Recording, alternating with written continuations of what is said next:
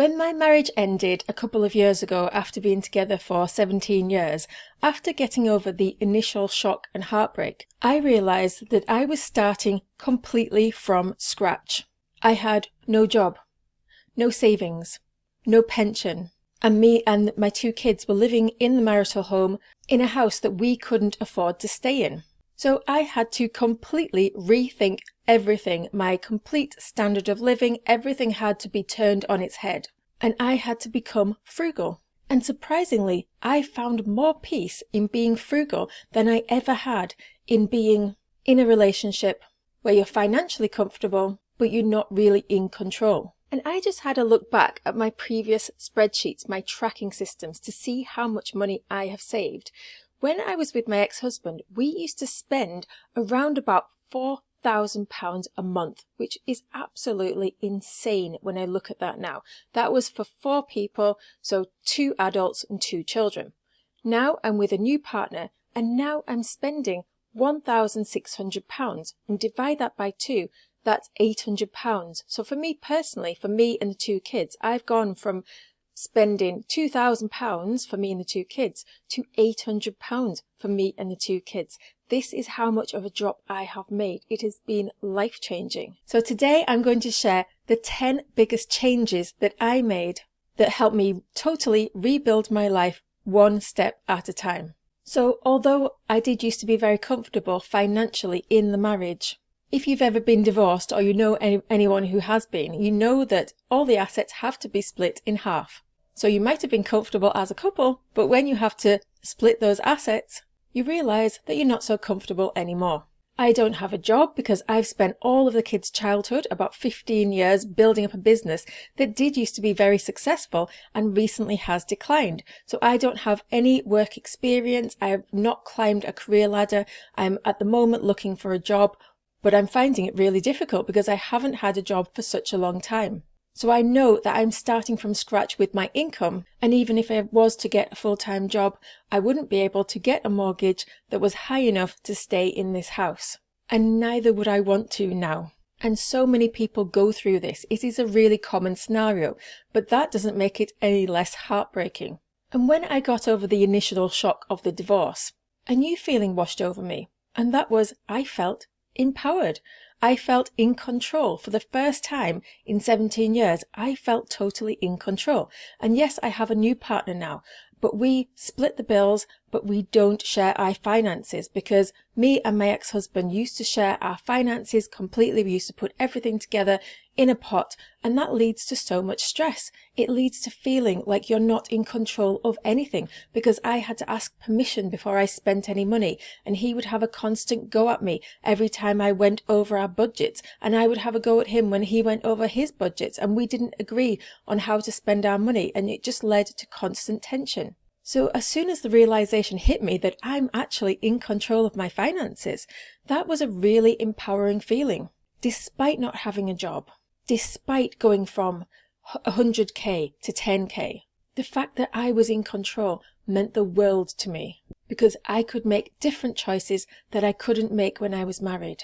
So the first thing that I did was take control of my money, and there was quite a few things I did to take control of my money. So the first thing I did was I made a single person's budget. I looked at everything that we were spending. I took over all the bills, put them in my name, signed up to cheaper subscriptions, cancelled things I didn't need, and got everything within my control, within my budget. I cut out non-essentials. I used to spend a lot of money on healthy products, expensive health supplements, and I just focused on the bare essentials. What did I need to maintain good health? I didn't need to go overboard, and I cut everything back. And then I started my own emergency fund. And the thing about emergency funds is that they tell you, first of all, start with a bare minimum of £1,000 or $1,000. So that's what I had. And then they say, move on to a larger emergency fund of about 2 to 6 months of your salary, of your income. And because my income was so low, I didn't need to save as high of an emergency fund as I had have had to when we were thinking of replacing my husband's very large salary. So I didn't need as high of an emergency fund. So everything's relative. When you have less money, you need less money. Another thing that I changed was the way that I track my income and expenditure. I used to be quite good at tracking. I have tracked my finances for many, many years now. Probably over 10 years I've tracked my business finances and my household finances. I tend to do it on the first of every single month. I track it for the previous month, and that's what I used to do. But the problem with tracking things monthly is it doesn't help you to stick to your budget, because all you're doing is reflecting back and looking back and thinking, oh no, I've gone over budget yet again. Give yourself a little slap on the wrist and then continue to do the same thing the next month. So nothing ever changes. It didn't work. It didn't help me to stick to my budget. So what I decided to start doing, especially because I didn't have a job and I could definitely do this, I had the time to do it, was I started tracking daily. Every single penny I earned, every penny that came into my bank account, every penny that went out of my bank account, I logged it on the day that I spent it. And I put it straight into my tracker, into my tracking spreadsheet, and I totaled it up for the month. So whatever my budget was, say for example food shopping, and I would look at my budget and I would calculate how much money I've got left for the rest of the month, and then I would divide it by the number of weeks, and I'd think, right, I have to get the food shopping in under £100 every single week for the next few weeks to stay under my budget. It would really help me to keep under budget. The same with entertainment. If it was somebody's birthday and we needed to go out for an expensive meal, that would blow my entertainment budget. So it forced me to stop and look and say to people, I'm sorry, but I can't go out for another meal this month because I've blown my entertainment budget already. Another thing that I stopped doing was I stopped using a credit card. I used to use a credit card not to get in debt, because I haven't been in debt for a really long time, thankfully, but I would pay off the credit card in full every single month, and I would use it for everything that I would spend, like shopping and fuel and everything like that. And the reason why I did this was, one, to keep a high credit score, and two, it's because I got cash back on the things that I bought, and I thought, well, it's making me money, so this is a really good habit. But what I would notice with my state of mind when I was using my credit card is I would think, this is not really my money, or I've got a long time before I have to worry about this money, so therefore I'm going to spend more money. It's a psychological thing, and whatever I was making cash back was just a drop in the ocean to the amount of money that I was spending. And what I did instead was I started using my debit card, and that really hurts. It hurts when you see your money in your current account dwindling down, because that's actually your money. Another thing that I did was I didn't keep my emergency fund in the same bank account as I kept my regular buffer. So say, for example, I had an emergency fund of, say, 5,000, 7,000, whatever it happened to be. I would only keep £1,000 in my current account, in my regular bank account. And because I was logging my income and expenditure every single day, I was logging into my bank every day, and I would see it go down, and it made me feel a bit panicky. And yes, it's not nice to feel panicky, but sometimes to get in control of your finances, you do need to stop and really pay attention and think, I need a little bit of panic here, because if I don't have panic, I'm just going to be too relaxed. I'm just going to keep spending the money. So it made me have this sense of panic, thinking, well, I can't spend my emergency fund, so I'm not going to waste my current account money either, because that's for bills. And if it goes too low, I'm not going to be able to afford my bills. So I'm not going to go back to credit card spending now, because it made that much of a difference. And I just had a look back as to how much money I actually saved when I switched from my credit card to my debit card, and it was over £1,000 every month. I was spending in excess of £1,000 of somebody else's money because I was using a credit card. Once I got my spending, budgeting, income, expenditure sorted out, I then moved on to simplifying my environment so I could feel more peaceful. As soon as the divorce went through, we put the house on the market. It's still on the market at the moment, but I have a plan to move into a much cheaper house, a house that is affordable, a house that can allow me to save extra money and invest extra money into my future, into my retirement fund, because I don't have a pension. In a previous video, I talked about how I went through 20 years of clutter. Some of it was my ex-husband's clutter, a lot of it was, and a lot of it was mine or stuff that I'd bought for the household, and we'd moved from house to house, transporting everything as we went. So I spent a whole year decluttering, selling things if anyone would buy them, getting rid of things, giving stuff away, and the sense of peace that came over me when I had a decluttered environment was undescribable. I was wiping the slate clean, making room for a new chapter in my life. Next, I turned my attention to creating a sustainable lifestyle. One of the things that I always used to overspend on was going out for meals. I used to go out for a meal every single week, and in this country, in the UK, that is pretty expensive, especially when you're paying for 4 people. That can be like £100, so that's like £400 a month, which is a crazy amount of money when you don't really have any money. So I thought to myself, what is it about going out for this meal that gives me joy, and what can I replace it with? And I realized that it was just getting out of the house. Because I was working from home, working on my business all the way through the day, I felt like I wanted to get out of the house and spend less time in the house. It's like a different environment. It wasn't necessarily that somebody was cooking for me, because sometimes there was just so much frustration around going out for meals. Either they'd get it wrong because I have food allergies, or they'd get, the stress of trying to figure out which food you can eat, and then you've only got 2 meals you can choose from and you don't really fancy either one of them. Then you choose one and then it comes, and it was like, I could have really made a better meal at home, to be honest with you, or something would be completely wrong with somebody's order and it just wasn't worth the money. So I wasn't really getting as much pleasure from eating out as I used to when I was younger. So I thought, what can I do to get that same feeling of just getting out of the house, being in a different environment? So I started going out for drinks instead. And I don't drink alcohol, so this saves me an absolute fortune. But my friends do, my partner does, so I would just go out with them. I would just go to a bar, to the pub. And when you don't drink alcohol, you don't feel the need to buy 5 drinks in a night. I can make 1 drink last the entire night. So I could go out for a night out and spend £2 on a Diet Coke, and it lasts the whole night, and I'd get just as much pleasure, if not more pleasure, than going out for drinks as I used to going out for a meal. I think I get more pleasure from it actually, because I didn't have all the extra stress of like choosing a meal and having it be wrong and having to make complaints and waiting for food and being hungry and somebody not being happy with what they've ordered. I could just focus on having a chat, focus on my friends, and sometimes we'd go out and listen to live music and have a dance, and I was actually having way more pleasure for much less money. Another thing that I did, which made a humongous difference to everything financially, was I joined this amazing community and took this free course.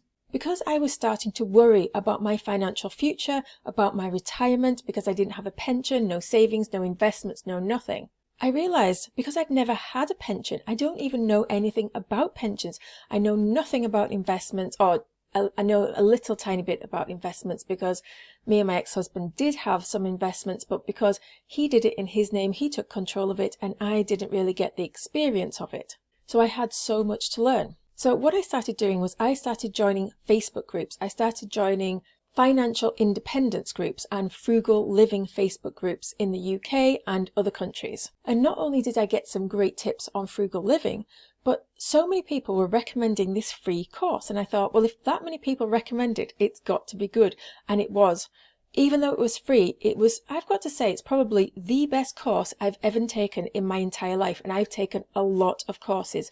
For my business, I was constantly doing training, and this has got to be up there as number 1.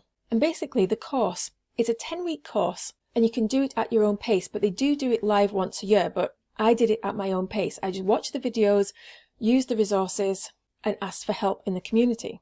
And they teach you about everything. They teach you about how to create a gap between your income and your spending, so you've got money to invest, to build an emergency fund. They teach you how to invest. They teach you everything you need to know about investing and what's the right way and the safest way to invest and how to protect yourself.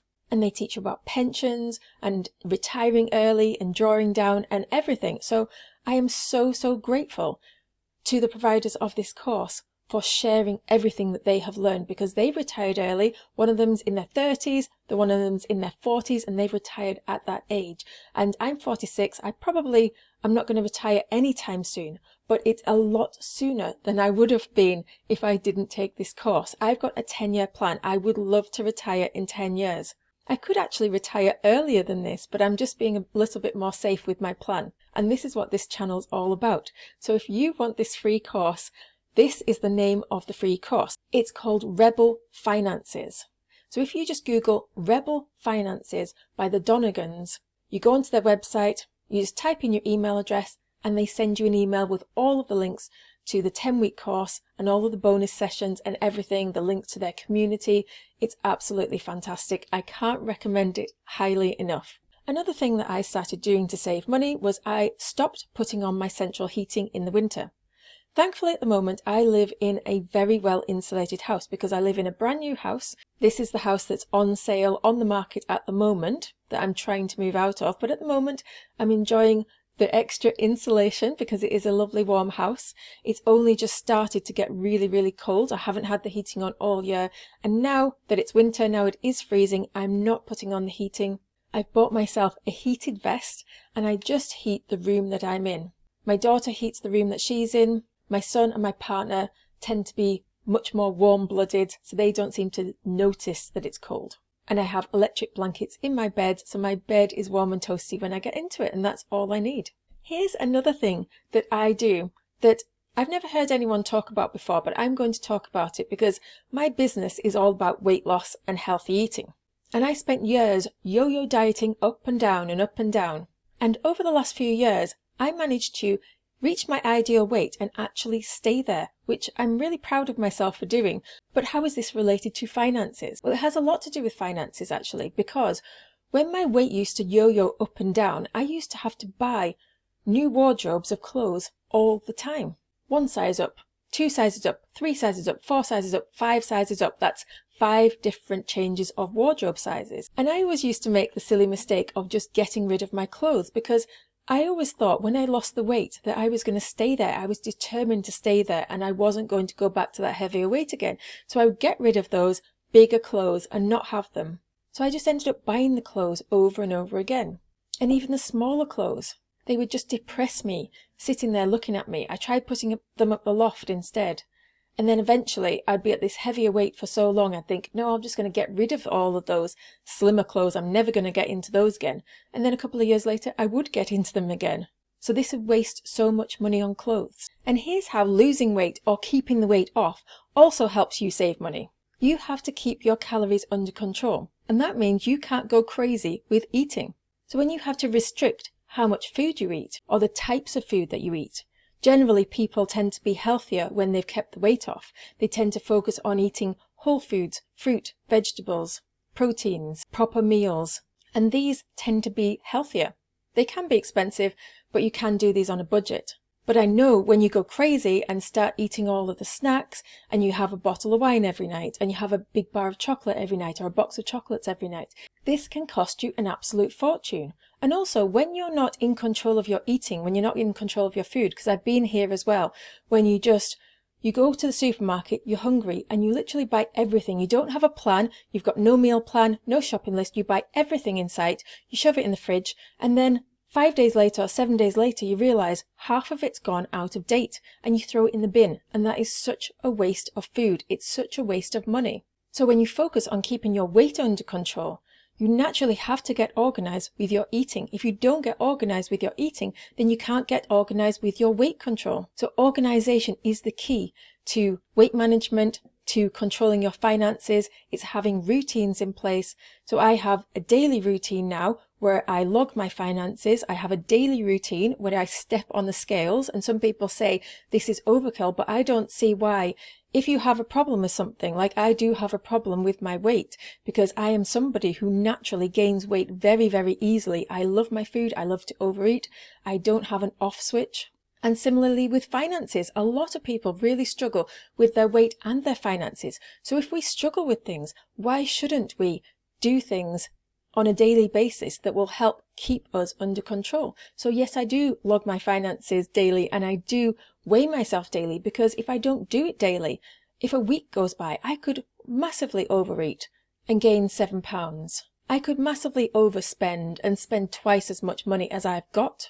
So I have to do things daily. It's the only way for me to keep my life under control. I don't think it's excessive at all. I'm taking each day one day at a time. I'm only focusing on that one day and keeping myself under control for that one day. And that's way easier than trying to do it on a monthly basis. So this new mindset that I've got, it's really helped me to be a much more calm person to be much more focused and intentional about what I'm doing and how I'm living my life. And it's given me so much peace and freedom already. And I know I've got a long way to go, but I feel amazing already with the progress that I have made. Have you ever had to start again, like financially, with a relationship? Let me know what you've done to help yourself feel in control of the process. Leave me a comment below. Let's keep cheering each other on, because life is hard. It does get tough, and community is what we've got to keep each other going. I'm sharing my journey here to financial freedom, starting from absolute nothing. I'm going to share every step along the way. So if you want to see my progress, subscribe and watch the videos that I've already released. Hope you have an amazing day.